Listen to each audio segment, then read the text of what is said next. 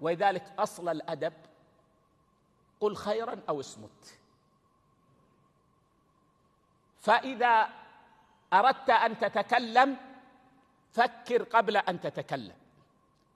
يا إخوة، يذكر لي بعض الإخوة دائما يقول لماذا ما كانت المشاكل في آبائنا وأجدادنا مثل ما هي المشاكل اليوم؟ ولنضرب مثالا بالطلاق. لماذا كنا في الزمان الماضي تمر علينا 10 سنوات 20 سنة ما سمعنا بطلاق واحد؟ في إطارنا في الحي ما نسمع بطلاق. اليوم نكاد في كل يوم نسمع فلان طلق فلانة. فقلت السر أن الأقدمين وأن آباءنا وأجدادنا لا يتكلمون إلا بعد التفكير، فهم أهل صمت ويفكرون ثم يتكلمون، ونحن لا نفكر إلا بعد أن نتكلم.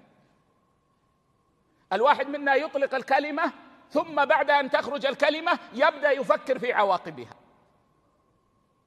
كم من شخص عند أتفه سبب قال لامرأتي أنت طالق، ثم يتصل علينا يا شيخ والله أحبها والله ما أقدر أعيش. أين هذا الفكر قبل أن تتكلم؟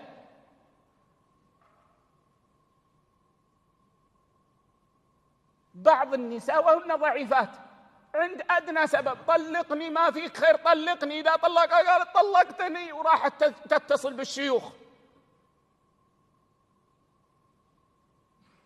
أصل الحكمة أن تفكر قبل أن تتكلم.